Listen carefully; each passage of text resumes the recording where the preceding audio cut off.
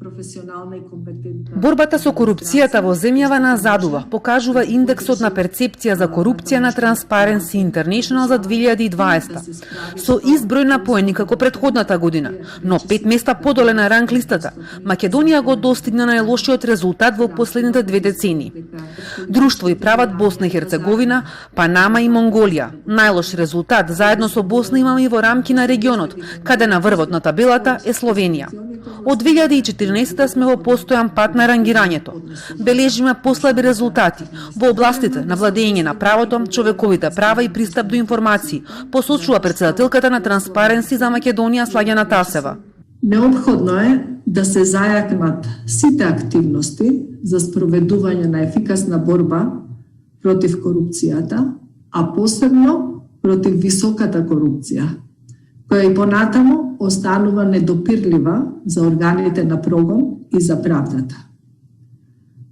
Едновремено треба да се зајакнат активностите за следење на финансиските текови и несразмерните и незаконски богатања, но и да се зајакнат мерките за конфискација, да им се врати на граѓаните она што од нив е украдено. Потребна е поголема транспарентност на институциите, но и да се престане со политички пазарења при вработување во администрацијата, но и зајакнување на надзорните тела.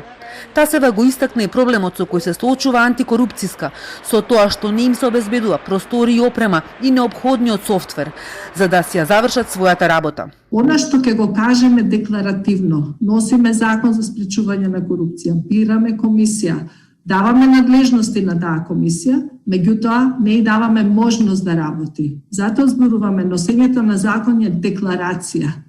Вистинска имплементација е да му дадеш ресурси и можности да работи.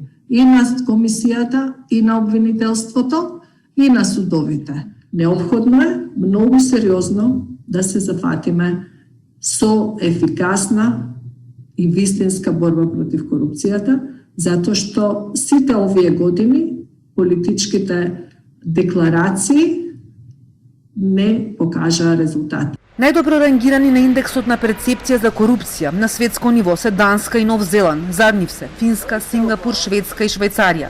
На дното на табелата се Сомалија и Јужен Судан.